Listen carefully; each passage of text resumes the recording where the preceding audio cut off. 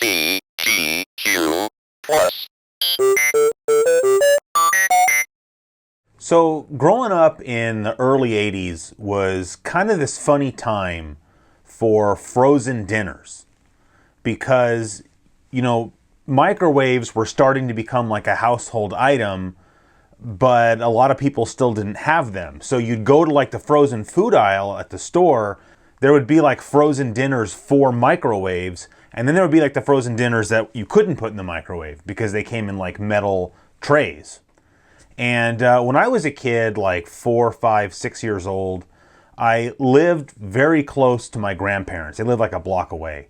And I used to go over there a lot, especially at night. Like my mom had 2 jobs. She had like a normal daytime, full-time job.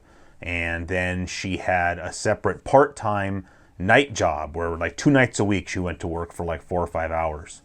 And because I was only 4 or 5 years old, obviously I had to have somebody watch me or whatever. And so it was just standard that those nights she would drop me off at my grandparents' house. I love my grandmother very much, so I would never say anything bad about her, but I don't think I'd be telling tales outside of school if I just mentioned that cooking was not her strong suit. So my grandfather ate a lot of frozen dinners. Like it was pretty much either he ate a frozen dinner or they went out. And if they went out, it was like fast food. Like I think his favorite was Arby's, but then or they go to McDonald's or they go wherever else. But he ate a lot of frozen dinners, and this was of course before things like Costco. And so like my grandfather, he was a World War II veteran, and we lived like 45 minutes away from an Air Force base. And so like once a month they would go up there and they would stock up on things like, you know, cigarettes because they both smoked, and stuff like candy bars, and then frozen dinners. Like they would buy tons of frozen dinners, and they had like a whole separate freezer they would put them in. But they didn't have a microwave, so they bought like the Swanson. I mean, when I was a kid, I would say Swanson was like the most well-known brand of TV dinner, and they would buy these Swanson TV dinners. But the ones that he liked were like some kind of like seafood platter or something where you got little breaded fish cakes and breaded shrimp, and it would come with they looked like tater tots, but they were more like discs, you know, and then maybe it came with like frozen peas and then maybe like a dessert or something. But the whole thing was foil because it was breaded, right? So you didn't want it to get soggy, so you had to heat it up in the oven. And so that's the one thing my grandma would do for him, is she would heat up his frozen dinner. And then whenever I went over there, I wanted, like, hey, can I have one of those? And she was always like, you know, she was like wringing her hands like, oh, I don't know, those are your grandfather's, you know. And so very rarely did I get one. But, because usually she would take me out, you know, to McDonald's or Arby's or whatever. But I don't know if this is still the case anymore, or maybe it was just my own unique experience. But I feel like frozen dinners, TV dinners, were like a big thing back then, like in the 80s, in a way that they're not now. I think now people have gotten, rightfully so, a lot more health conscious about their food. Most people have.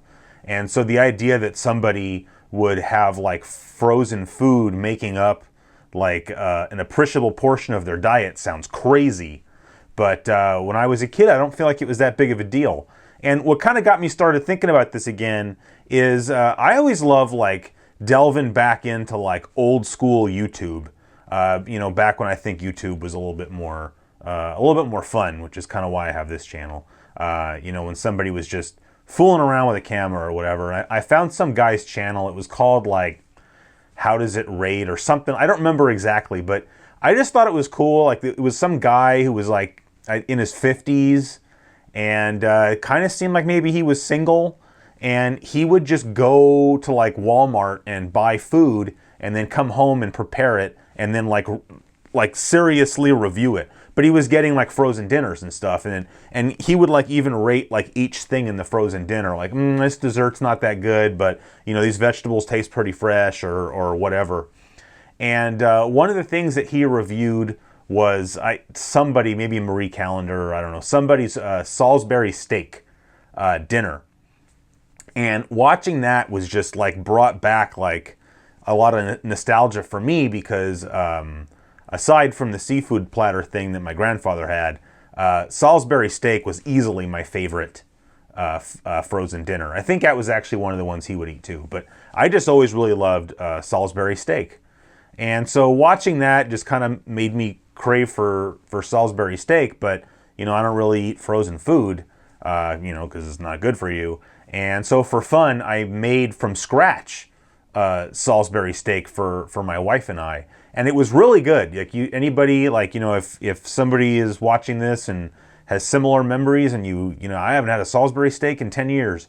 It's really easy to make. It's just, ground beef with like some breadcrumbs and egg. Like if you're making meatballs, and you just add some Worcestershire sauce, or if you're British, Worcester sauce, and ketchup and mustard, and garlic powder, onion powder. And I had a pound of the beef, and I mixed it all up, and a pound of ground beef is not a bad size amount. And I ended up making 2 Salisbury steaks out of it. And I even made them like oval, like they were in the TV dinners back then.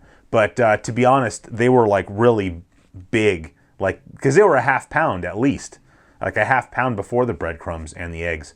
So maybe I should have split it up a little bit more. But anyway, I just cooked that, and then I made, like a proper whatever Salisbury steak gravy. So it was like a Worcestershire sauce based gravy, and had some roasted potatoes. But it was really, really good. And I don't know, it just reminded me of being a kid sitting there eating my Salisbury steak. So anyway, this isn't really a proper flashback episode because I don't really have anything planned to talk about. I mean, I talked about Salisbury steak. So, but I did get a bunch of stuff from people, and I just had some other stuff to talk about, and I haven't uploaded in a while. I was supposed to get to upload a lot more. This is a crazy time of year for everybody, right? But I was supposed to have this whole week off from work and have the whole house to myself. And neither of those things happened. I went to work, today is Wednesday when I'm recording this. I went to work Monday, Tuesday, and then also this morning. And then plus my wife's home all week. And, I think some people understand where I'm coming from, where I just don't like recording stuff like this if I don't have the house to myself. Because I just feel weird talking to a camera. I don't know. I'm weird. That's fine. But anyway, I'm still working on the next episode of Classic Gaming Quarterly. I don't know. Those things take forever. But anyway, we got a lot of stuff to talk about today, mostly in the form of stuff that people have sent me. And the first thing I wanted to mention, I know I'm shoving this down people's throats, but I'm bringing it up just for a couple reasons. First of all, the last time I uploaded, I said we was going to have these t-shirts. Well, now I have them in hand. I already sent out the first shipment out to people that ordered them, but I've got it now here. It's a Hanes Beefy Tee, 100% cotton. Really turned out way better than even I thought it would. I mean, it's so sharp and vibrant. That's why you do screen printing. But the main reason I'm bringing it up, besides to tell people that, hey, if you want to buy a shirt, I still have some, cgquarterly.com/shirts, is that, part of the reason that I wanted to have those shirts made was just because I thought it would be so cool to have artwork, custom artwork made for me by Steve Nazar. And, when I was talking to him about having it done, part of the deal was he was going to send me the original sketches. Because I guess the way it works is he actually sketches it out with pencil and paper, and then scans that and sends it to me, and then I can make changes or whatever. Oh, can you make this like that or whatever? And then he can just erase it and redo it and whatever. And then when I'm finally happy with it, then he scans it into his computer, and then that's how he inks it and colors it. So that is all done digitally, but you have that nice pencil sketch that, is a hand-done sketch by, a guy that, I think is a pretty iconic part of the 80s. And so that was part of the reason I was excited about this, is I was going to get the sketch, and I was going to frame it and put it up on the wall. He was going to sign it.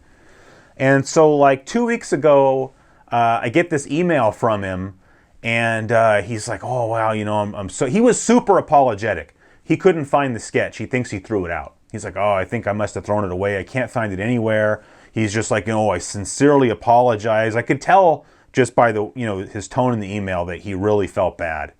And at first I was really disappointed, because to me that's part of what I was kind of paying for. But at the same time I was just like, well, is it really that big of a deal? Because what he said was, maybe I could send you, some other artwork instead that I'll sign, like Thrilla Gorilla artwork or whatever. And that kind of, the disappointment kind of went away pretty quick, because I was like, well, that's the whole reason I hired the guy in the first place, is because this is the Thrilla Gorilla dude. And so I'm sure he'll send me something cool and he'll sign it, so no problem. So he did. And instead of me trying to like hold it up here in front of the camera, I'm just going to sort of insert into here a little clip where I'll spread it out on the floor so that we can check it out. All right, so I apologize for any background noise and for the echo down here, but this was kind of the best spot to do this. And also there's some guys trimming trees outside, so I apologize if there is any noise. So basically, Steve just sent me this poster tube full of stuff, after he told me that, he didn't have my artwork anymore. And I thought, well, it was kind of a bummer, but, I just kind of figure, stuff happens, and he was, all he could really do was apologize and try to send me something else. I mean, there's, what's done is done. And, he was a really, really good guy to work with. And so I certainly wasn't about to make an issue over something relatively small, in my opinion. So the first thing and the biggest thing that was in the tube is this. I don't know enough about printing to say what type of printing this is, but whatever it is, it's not cheap. I don't know if this is some kind of like silk screening process or just, this is very thick, but I mean, if you can't see it on camera, but I mean, you can actually see the layers of like paint or whatever. So, I mean, this is some kind of really high quality printing. This is also, for me, a really iconic piece of artwork. I remember Hardcore Detective Stories. I remember it was a t-shirt design back, when I was in like elementary school. And I remember, one of my classmates had the shirt, and I remember seeing when he would wear it, and it kind of made me a little bit jealous. Just I thought it was a really, really cool shirt. You can see this one does not have any of the T&C Surf Designs branding on it, because of course Steve no longer works with them. But I don't think he owns the rights to the artwork. I think somebody else does that he works with. But basically, they can keep using the artwork, but they can't put the T&C Surf Designs logos on it anymore. But then he also included this smaller print. This is just, I think, out of like an inkjet printer. But that is the same artwork, but you can see that it still has the TNC, like see TNC Comics 50 cents, and then it's got the TNC Surf Designs logo on it. And then I should point out that is a real signature. That's not part of the printing. Like I think he just busted out a Sharpie pen and just signed all this stuff for me. And so then he signed that as well. And this is probably, he goes to like comic book shows and stuff, so I can imagine this is probably the kind of thing that he gives out to people. And I got 3 of these sort of inkjet style printings. I also got, I remember this shirt, the Surf Sacrifice shirt, Tiki Man, or a few Tiki Men there, spit roasting a shark there. Is pretty neat. And then finally, and again, that one's got the TNC branding on it. And then same with this one, the Surf All Day, Rage All Night. I remember all 3 of these designs being on shirts when I was a kid. So those are all pretty cool. And then he sent a couple of stickers, and I thought these were pretty neat. They're both from Boost Mobile in Hawaii. And I didn't know that, the Thrilla crew, if you will, ever was used for this. So I just thought that was pretty neat. I don't know if I'm ever really going to stick these to anything.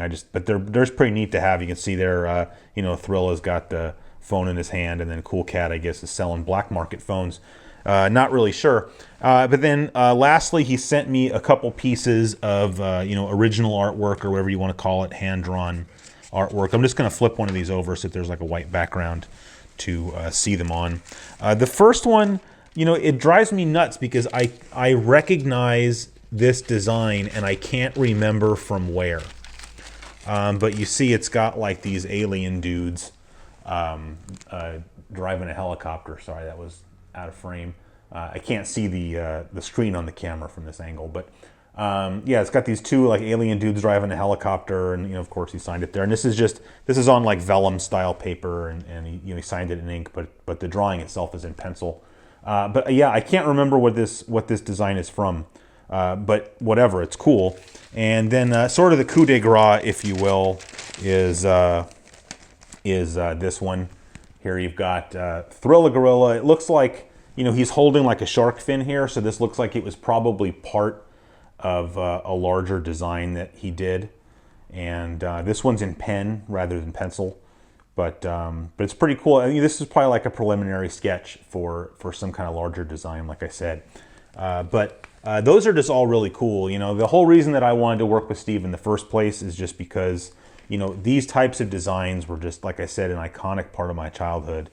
And, you know, in as much as it would have been cool, I guess, to have the drawing that he did for me, in some ways it's actually cooler to have this kind of stuff, because this is why I hired him in the first place, was because of this stuff. And like this big poster size thing on the bottom, I'm probably going to trim off all this white here on the bottom, and then this is going to get framed. And as far as these smaller pieces, I don't really know. But anyway, yeah, I just thought that was really neat. You know, like certainly when I saw this stuff, it made me not be so worried about the fact that he didn't have my artwork anymore. And you know, I'm probably never going to make my money back on the t-shirts, but you know, that's really not why I did it to begin with. So hopefully, if you know, if the channel has the money again in the future, I would love to work with him again and make a different design. So yep. I've also gotten some packages from some of you guys over the last couple months, and so I wanted to make sure that I acknowledged that. And I was going to try to do these in order, but like the order in which I got them, but I don't really totally remember. So, but the first one I got definitely was from Derek. Derek from, I don't even know how you say, Mauston?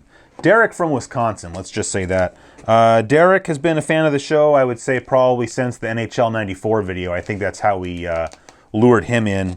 And he sent this package that he made some comment about how, like, he was hoped I wouldn't be embarrassed picking up the post office or something, because I don't really know. But the reason was he decorated the box with all this Mega Man artwork that he drew with, I guess, colored pencils. I don't really know, but see, it's got like the Dr. Wily logo there, and some other characters, little enemy dude, that old bat guy. What is that? I think is that Flash Man? Not sure. But and then he sent a couple things, and he also sent a letter, which I always like reading letters from people on very nice paper. I think I mentioned to him privately, but I also say, I'm kind of a stationery and writing utensil fetishist. So it was not lost on me, the high quality paper used. And he says, Chris, I hope you liked the gift of, well, I guess I should show them then first, because he talks about what he sent. So I'll just show those really quickly. He basically, I didn't know that these existed, but these are these Mega Man figurines put out by this company, Kid Robot. And this is a common thing I see nowadays, where it's kind of like buying baseball cards, where you buy one of these, but like you don't know what's in it. And it's just to try to get people to collect them all. And he sent me two. I got Mega Man, which, by the way, Mega Man's 30th birthday was something like 3 days ago, I think. And then I got Bomb Man. So that's pretty cool, I think. And he says in his letter, Chris, I hope you like the gift of these two small Mega Man figurines. I do. I opened these figurines up the previous weekend, and when you get them, you don't know what figurine you have until you open up the Mylar bag inside the box. You will notice there are no Mylar bags for your figurines, and that's because I opened them. I already had these two, so I decided to give them to you, thinking you might like to have them for your shelf to go alongside the Luigi that lights up, which is probably exactly where they're going to go. I apologize if that makes you feel like I re-gifted them. I don't feel that way at all. If you are unhappy, I can give you a new one. No, don't say that. The Mega Man Rockman series by Capcom is one of my favorites. Me too. My cousin was the first person I knew with a Nintendo. I remember when I first saw it, probably in the winter of '86. Talking about the Nintendo, not Mega Man. He had 5 games that I remember: Super Mario Bros. Duck Hunt, Kung Fu, Karate Champ, and The Legend of Zelda. We played those games to death, especially Kung Fu. Me too, actually. I don't think I've talked about my friend Stuart at all, because we kind of haven't gotten to him yet. I didn't meet Stuart until 1990. But Stuart had a Nintendo, and he had Kung Fu. And of course, by 1990, Kung Fu was a pretty old game, but I remember we used to play that game quite a bit. I can't say really that I liked it that much. I used to get really frustrated by it, but playing it now, it's kind of got like that old school Nintendo flavor, like the early days of Nintendo. After a few years, we mainly played games that we'd rent whenever I'd make my way over. Same here, I used to rent a lot of games. Our dads would sometimes join us in playing Duck Hunt because our families normally would get together to go pheasant hunting. So maybe they were warming up on Duck Hunt. And we'd see who the better shot was. My cousin and I would normally show up my dad and uncle. The Mega Man Rock Band series by Capcom is one of my favorites. One of my fondest childhood memories was going to my cousin's house for a week, and we rented Paperboy, Gradius, Wizards and Warriors, and Mega Man 3 from a local grocery store.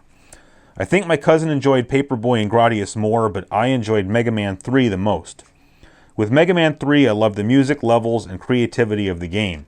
We played the game until we beat it, devouring my aunt's supply of Girl Scout cookies, Samoas. Samoas are the best. And in the process, with a little help from Nintendo Power to beat the bosses a bit quicker. Yeah, you kind of needed that back then. Really enjoyed hearing your stories of video gaming, as well as your super insightful system and game histories, and of course your Let's Read episodes. Thanks, man. And then he says, no matter what, despite what some anonymous commenters may say, keep up the good work. I think he notices sometimes some of the negativity I get on YouTube tends to get on my nerves a little bit. And he says, I hope you enjoyed the art on the box. Definitely I enjoyed the art on the box. You know, whenever people send me stuff like this, I always keep it. But like normally I wouldn't keep the shipping box. But I think in this case I have to keep the shipping box because how can I not? But now I have a box to put people's letters and stuff into. So actually it works out perfectly. I definitely share your feelings about the Mega Man games. Jonathan was a big fan of the Mega Man games, and so he had pretty much all of them for as long as I knew him. Like he would always get the new one when it came out, and so I used to go to his house a lot and play Mega Man with him. There's just something about those games. I think that they probably perfected the action platformer, in my opinion. Just the control in that game, in all those games, is spot on. I really like the level design. They have awesome graphics and some of the best music, I think, of any game on the Nintendo. So I'm lucky. I have all 6 Mega Man games. I bought them when they were cheap. I can't believe what Mega Man games sell for now, although I'm not surprised because they're really good, but it's just nuts. You know, I remember, 10 or 12 years ago when like probably Mega Man 6 actually at that time was the most expensive, and that would cost you, maybe like $18 or something for a loose cartridge. And I see what they sell for now. Like, if somebody has all 6 cartridges like I do and they want like hundreds of dollars for it, I can't believe it. But, but anyway, thank you again, Derek. I really appreciate it. The next thing I have here comes from a viewer named Michael up in Portland, Oregon. And Michael first got in contact with me because of this hat. Because he noticed it and he sent me an email and he wanted to know, hey, is that a UC Davis hat? And I said, yeah. And turns out that Michael also went to UC Davis and moved away after college and lives up in Oregon now. And I had a really good time just talking to him through email. He was asking me about all this kind of stuff about, is this place still there? Is that place still there? Like bars or restaurants or whatever. Just because, Davis has changed so much. And so it was just cool talking to him and telling him, oh, this isn't there anymore. This turned into that, or that burned down, or whatever. And I remember he asked me if I could get him one of these hats. I hate because he just wanted it's a cool hat. And I said sure. So I went and I got him a hat, and he just said, oh, let me know what I owe you or whatever. But I just, I don't know, whatever. So I just sent it to him, and I just kind of ignored his request for means of repayment just because. So he ended up going to the Portland Retro Gaming Expo this year. I haven't been in about 5 years. I just don't really, I don't know. I'm not super interested in going to that kind of stuff anymore. I don't really know why. I guess I just kind of feel weird about it because I have a YouTube channel, but I would just not be going for that. It's also not the same. Like when I first started going to retro gaming expos, I think it was like the early 2000s. And they were a lot smaller, and it was really like completely hobbyist driven. Like all the vendors were just hobbyists, like people making homebrew games, or like websites like Digital Press or Atari Age would have like a little booth, or, you know, people selling like new old stock Atari stuff or whatever. And just now it's just, you know, people who, you know, scoop up games off Craigslist or something and have like a little business. And again, like, there's nothing wrong with that, but I'm not that interested in the idea of like flying to another state just so that I can go somewhere where a bunch of people have booths set up where they're selling old games for like more than eBay prices, if that makes sense. I don't know, maybe I'm like jaded or something. I don't really know. But anyway, he wanted to get me a t-shirt, and I thought that would be pretty cool. And plus, if I'm going to send him a hat, then I kind of have to, you know, give him the opportunity to do something nice back. And so I just told him that was a size large shirt. And, you know, sure enough, a couple weeks after the expo was over, I got a package in the mail. He actually sent me 2 shirts. The other shirt's not really video game related, so I wasn't going to bother showing that one. But so try to get it all on the screen there. I don't know how well you can really see it, but, you know, this year is the 40th anniversary of the Atari 2600. That, of course, came out in 1977. And so they tried to make this shirt design reminiscent of like the old box art, you know, that was actually like hand painted. It was like oil paintings, the old box art of the old Atari games. But you see it has like that classic neon Portland, Oregon sign on it there, and it got a couple kids playing the Atari. And, you know, obviously down here it just says Portland Retro Gaming Expo. But just what a cool idea, in my opinion, for a t-shirt design. I was really impressed. This is a really, really nice shirt. So, so first of all, thank you, Michael, for sending it. And secondly, good on the guys that run the Portland Retro Gaming Expo for making such cool shirts. So next thing I actually got a package just the other day. I got a lot of packages in like the last week. I think that's what kind of made me want to put this video together real fast. The first thing I got a package actually from Coury from My Life in Gaming. And he had, you know, told me he was going to send this. This is not a donation or gift or whatever. He's just letting me borrow this. But this is a copy of Electronic Game Player. This is just sort of one of the more esoteric video game magazines from, you know, back in those times. I'd honestly this is something I had talked to him about sort of a long time ago and had sort of forgotten about, and then it showed up in the mail. So yeah, this is from July and August of 1988. So that's right about the same time that Nintendo Power got started. And but unlike Nintendo Power, this is not system specific. So it's going to be just various computer games and home video games of the day. And he's lending it to me so that I can do a Let's Read of it, just I think it would be cool to do a Let's Read of a magazine that probably most people have never seen before.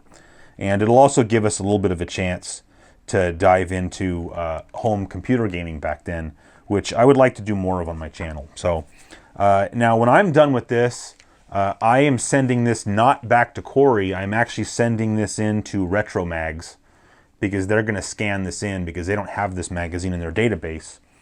And then they're going to turn around and send it back to Coury. So that's going to be cool. Then the next thing I got, this is pretty neat too. So every year I do this Secret Santa thing on one of the forums that I'm a member of. And so I got my Secret Santa gift a couple of days ago. And it's pretty, I thought it'd be cool to show just because I'd never actually heard of this. And then this one also is a little bit unique. So this, I have the box here too so that I can kind of explain. So this is this Coury Real Arcade V7 arcade stick. And what, you know, Coury, of course, you know, they make really good quality third-party controllers.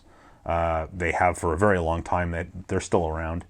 And maybe you can tell by the font here, but this stick was originally made to use with Virtua Fighter on the Saturn. So this was originally a Sega Saturn joystick, and you can see that it's a 3-button stick because Virtua Fighter only uses 3 buttons. So, you know, if somebody got a Saturn back when it came out and they were really into Virtua Fighter, you could get this stick that was really purpose-built just for that game.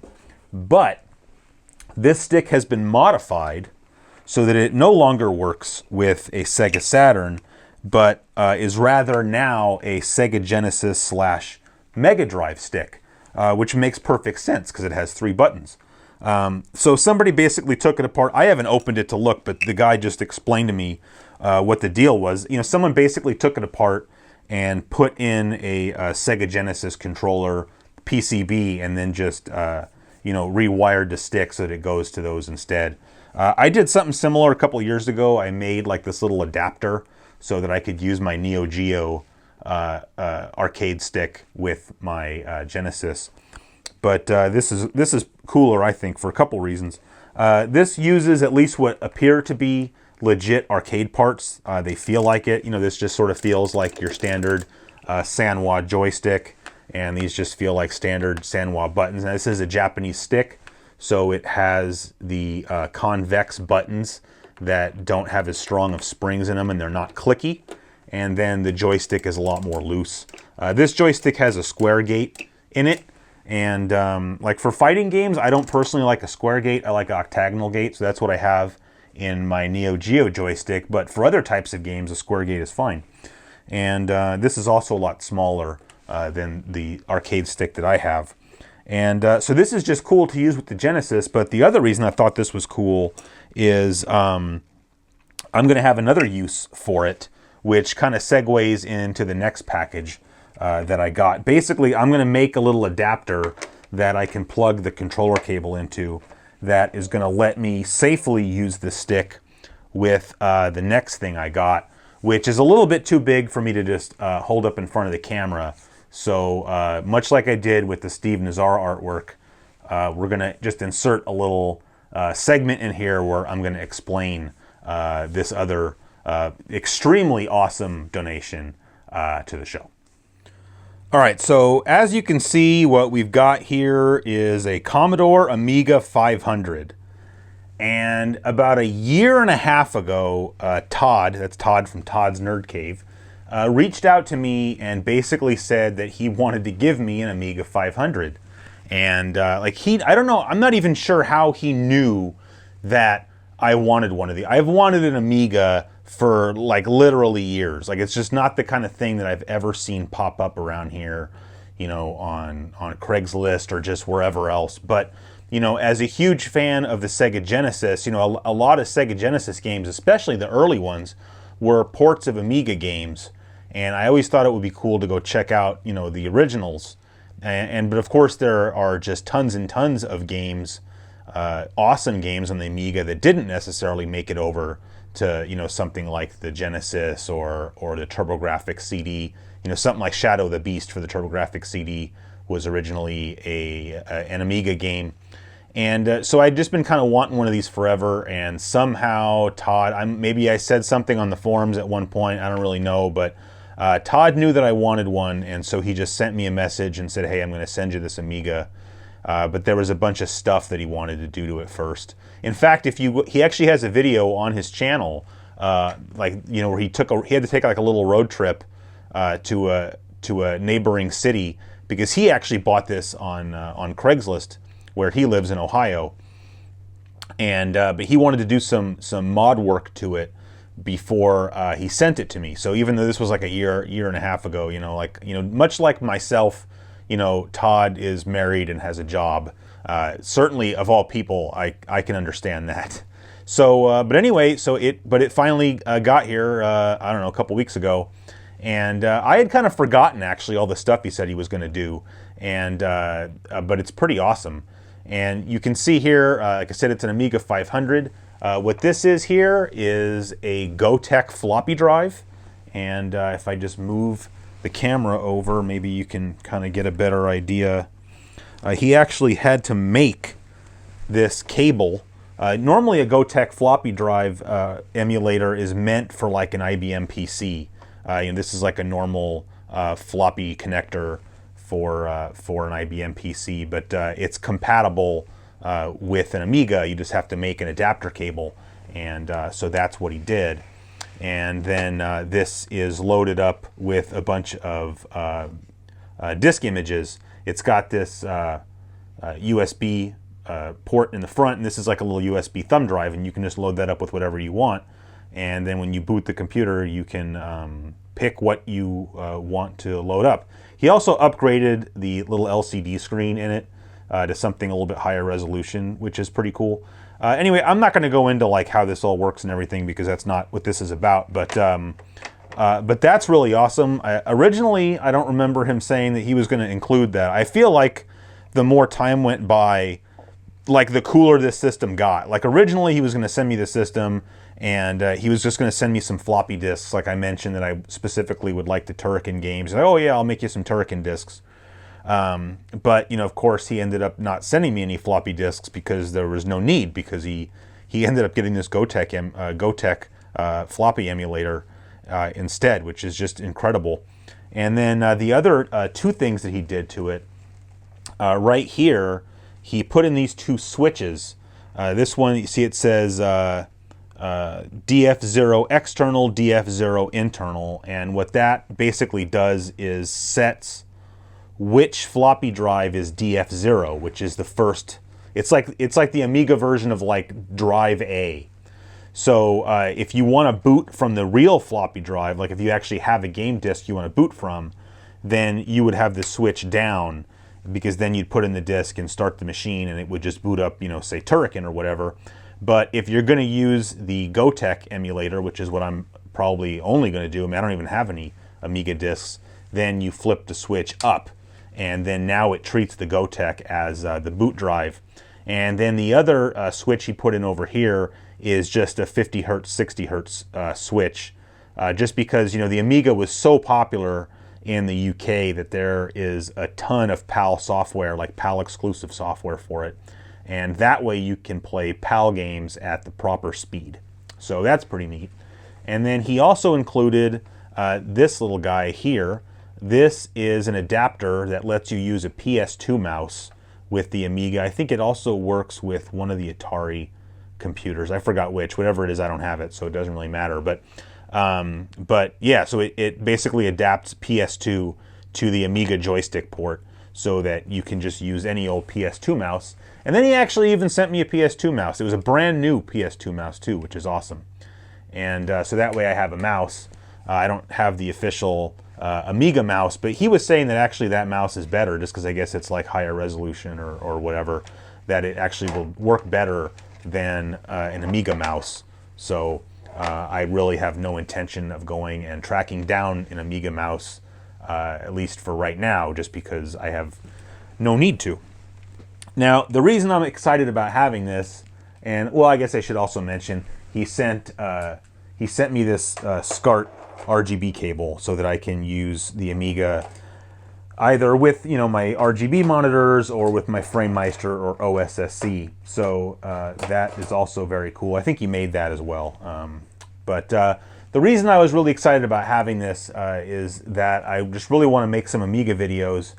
He also sent me, I don't have it up here, he sent me an aftermarket power supply for a Commodore 64, because he knew that I was looking for a Commodore 64. But, as you may or may not know, the Commodore 64 power supplies are famous for failing, like the capacitors in them fail, and they actually become a fire hazard to use. And he happened to have a spare power supply, because I think he bought it to review for his channel. And so he sent that along, and I'm actually supposed to be picking up a Commodore 64 tomorrow.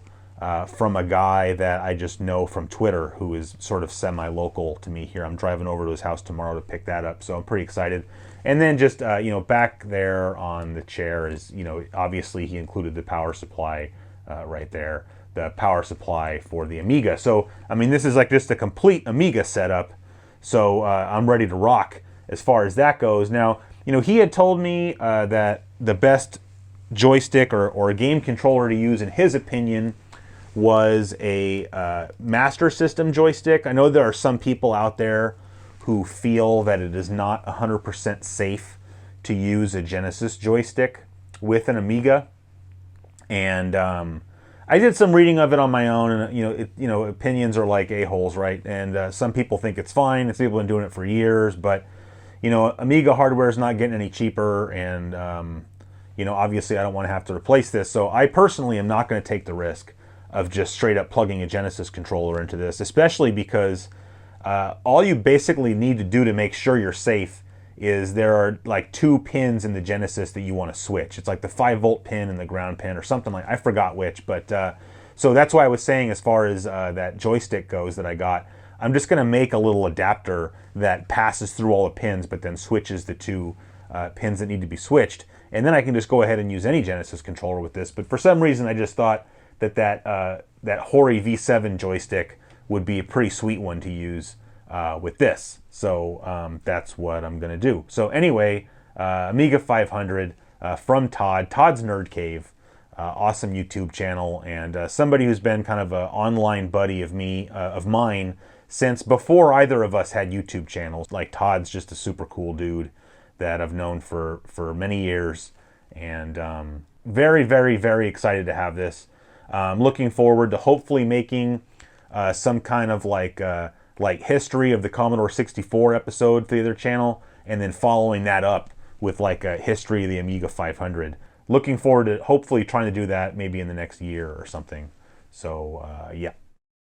All right, so Todd, thanks again. I really don't know what to say. It's the kind of thing that, you know, that kind of just leaves me speechless. You know, that's an awesome gift. So I don't, you know, if there's ever anything I could do to repay you or pay it forward, I would be more than happy to do so.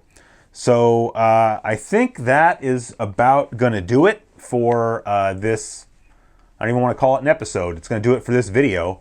And just once again, if you haven't gotten a shirt yet, if you want one, I still have many left over. And, you know, part of the reason I'm being kind of pushy with it is that I don't want a box of shirts in my house. And the other reason is that, you know, because these are screen printed, I have to front the money to have them all made. And I don't plan on continuing to do that. So I'm sure at some point I'll do another run of them, but once these sell out, they're going to be gone. So just if you're interested in getting one, now is the time to do so. And if you're not in the United States, I know I said previously I was going to make them available around the world using a different service, and that's still absolutely the case. I just haven't had a chance to sit down and take care of that, but I'm still definitely intending on doing it. So that's going to do it for this episode of CGQ Plus, and keep an eye out on the other channel for the next episode of Classic Gaming Quarterly. I'm sure I will get it done at some point during the Christmas break. So as always, thanks for watching, and I'll see you guys next time. My mom's one busy lady. But that's okay by me. Because when she gets busy, I get kid cuisine. Kid cuisine is totally tasty. There's chicken nuggets and pizza and ravioli. Kid cuisine is definitely fun. Comes with a fun pack with games and stickers and stuff. I can't wait to collect them all. Moms, you gotta love it. New Kid Cuisine. Good food that's good fun.